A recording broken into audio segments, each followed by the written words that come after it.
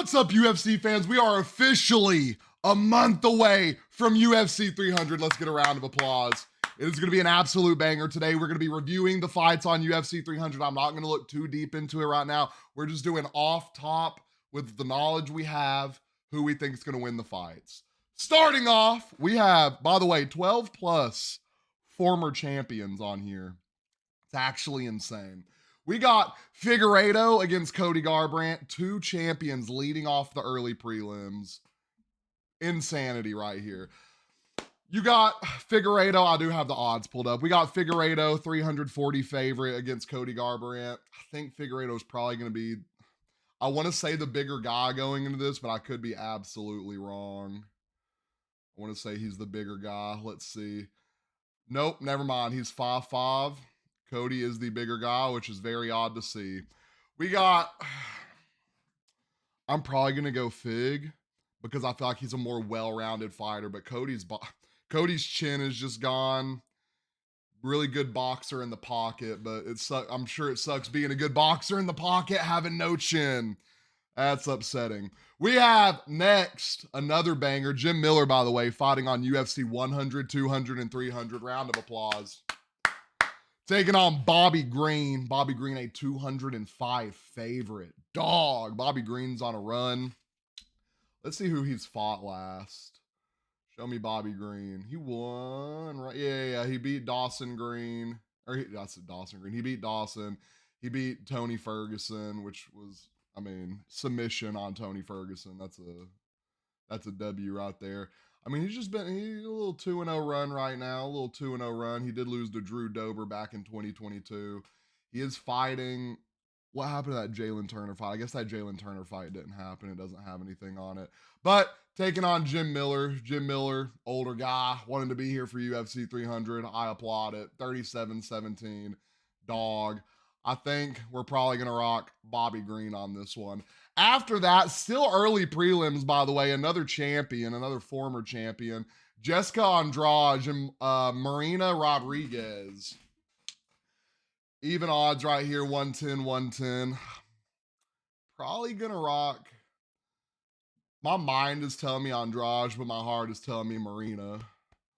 We're probably going to rock Jessica Andrade on this one. A little bit better on the ground, well-rounded in striking. I think she might outlast her. When you take someone that's been a champion, 5-round bouts, I'm usually going to lean towards them. We got Jalen Turner. Slept on fight right here, by the way. This is still early prelims. Jalen Turner and Renato Moicano. Hey, y'all know what it is. I know I said it right. We're going Jalen Turner. There are no odds on this fight. I think Renato is 2-0 in his last two fights, but Jalen Turner, absolute dog. Let's see what Jalen Turner been up to. I can't remember all the people these guys fight, guys. All right, he's coming off a loss to Dan Hooker. That's not good. Canceled bout against Green. Canceled bout against Gamrot. Beat Malarkey. Beat Medic. Beat Riddle, whatever it is. So he's got 3-1 in his last four. So I think Jalen Turner, young guy. I say young guy. Let's look at the age. Let's look at the age real quick. It's not going to show me. Awesome. I'm assuming young guy. 14-7. We're still going to rock Jalen Turner in this. I think we're still going to rock Jalen Turner. On to the prelims. Those are just the early prelims, by the way. We have Sadiq Yusuf and Diego Lopez. Lopez, 162 favorite in the fight. Dude, does Lopez over here? Lopez haircut, boy. You got to be a killer on the feet with that haircut because you got to be boxing people. Yusuf coming off an L. Lopez coming off a W. I want to say I remember him fighting. Let's see. I have UFC 300 pulled up on the other screen, guys. I said we weren't going to look too deep into it. I don't feel like we're looking too deep into it. I haven't started watching film yet. We will closer to UFC 300, though. We'll get deep into it. He last beat Sabatini. I don't know. Some of these fights I have to see to actually remember, but KO, submission. So well-rounded guy. Well-rounded individual right there. I think earlier I was thinking about going Yusuf, but I think in this we're going to go Lopez. We're going to get him in the rankings. I hope I'm saying that right. Lopes. Who next? Fight number 8. We got Holly Holm taking on Kayla Harrison. Holly Holm, people were scared to fight her for a long time. They had to make a whole new weight class for her, a whole new division. Taking on Kayla Harrison, former champion in her last promotion. 2-time Olympic gold medalist. We love to see it. Hey, I am rocking Kayla Harrison on this one. I think she's going to take the dub. No picture on the UFC website yet, but I mean, these are two dogs. This fight, this might be fight of the not. I won't say fight of the night because this card's absolutely ridiculous from here on out. It's ridiculous from the jump, but I feel like they have a lot of potential to get a little extra money, at the end. After that, we got Calvin Kattar and Aljamain Sterling. Aljamain Sterling moving up in the rankings, taking on Calvin Kattar. Is Kattar coming off a loss? Kattar is coming off a loss to Arnold Allen. That is Arnold Allen, right? Yeah, it's Arnold Allen. Awesome. KO lost to Arnold Allen back in 2022, so he hasn't fought in a whole year. Fighters on layoff. I mean, he hasn't won a fight since January in 2022, so he hasn't won a fight in a whole year. January, 2 whole years almost, or is it 2 whole years? Something like that. Let me know down in the comments.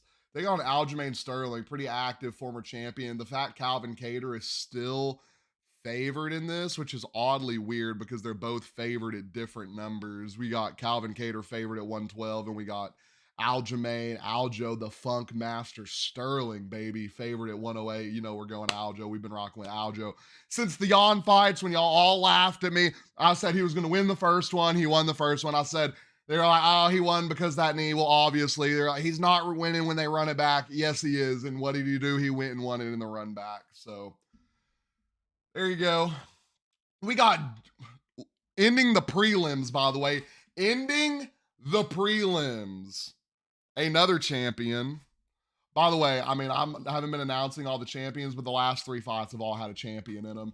Jiri Prochazka and Alexander Rakic. Now, I'm going Jiri. I still think the fight between him and Poton was a fluke. Not a fluke.